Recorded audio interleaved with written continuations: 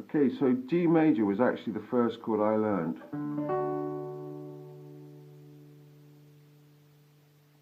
And the second chord I learned, which is the fourth chord you're going to learn, is G major. I should point this out. If you hear someone talking about chords and they say D, they mean a D major chord.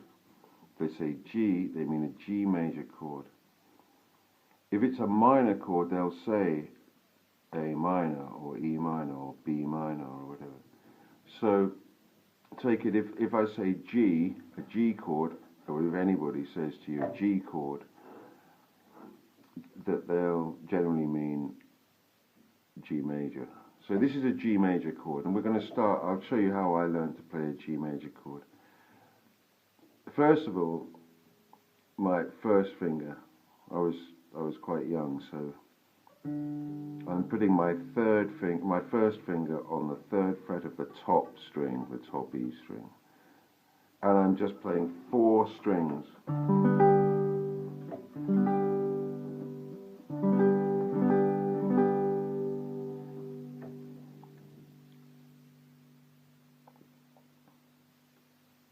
That's a very straightforward, simple, childlike way to play a G chord. Now, we're going to change this immediately. Little finger. So far, our little finger, pinky, 4th finger, 1, 2, 3, 4th finger, pinky, has not been involved with playing any chords. Now for the first time you're going to find out the excruciating reality of bringing your 4th finger into guitar playing.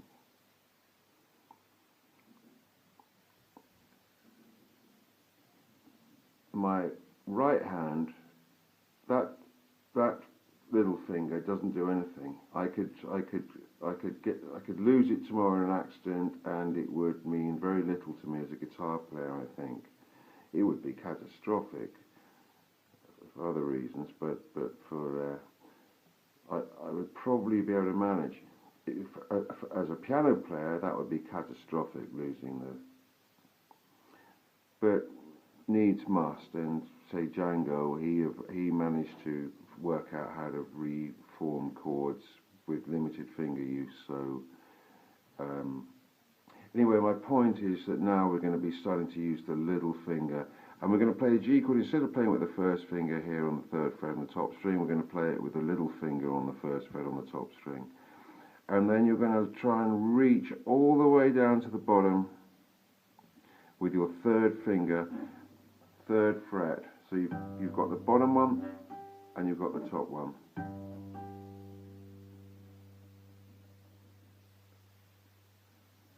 And I'm going to play all 6 strings.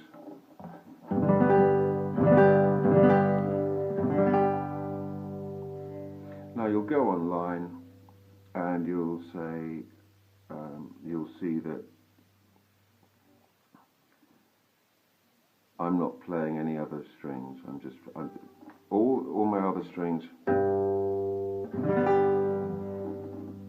it's just those 2 notes I'm fretting.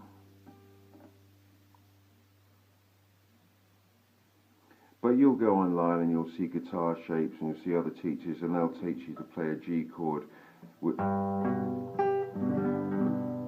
a finger there as well. I'm going to tell you for now to not to bother with that. Now what's happening there is that I'm muting. I'm playing the bottom G, but I'm muting the 5th string with that finger. The soft part of my finger is eliminating that string from the sound. If I play through all 6 strings, you'll hear it.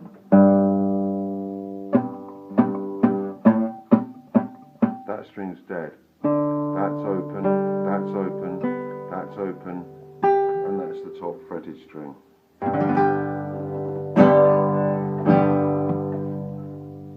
Now I I'd suggest that that's the, but it took me a while to get to this. So my evolution with the G chord was that to that or that, and then that, and then that or that, the standard shapes. Then I figured I'd rather like that, or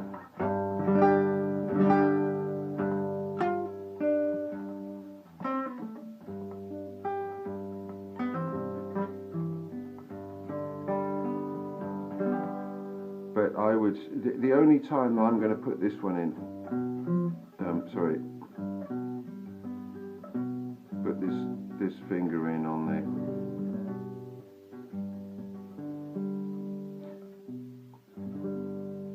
Is if I want to play some kind of rhythmic figure or low melodic or bass line or something, but it's not a requirement to the chord.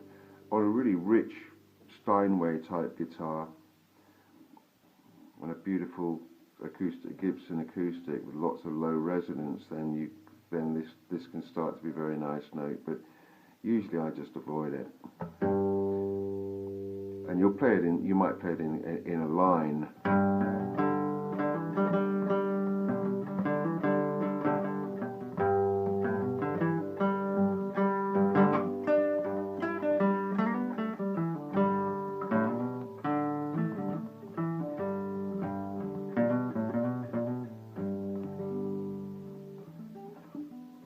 But otherwise, just don't bother with it.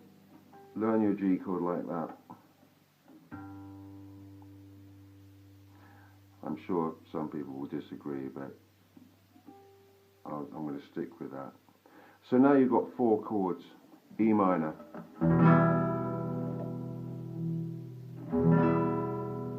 A minor. Remember, no bottom string. On the E minor, all 6. That's the E string. On the A minor, that's the A string. The bottom string, you're not going to play that one. On the D chord, the D string, the 4th string is your bottom note. I'm not playing either of those 2 strings. And then on the G chord, I can play across all of them, but I'm muting that.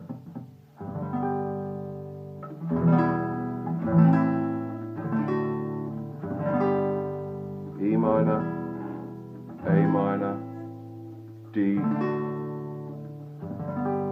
G.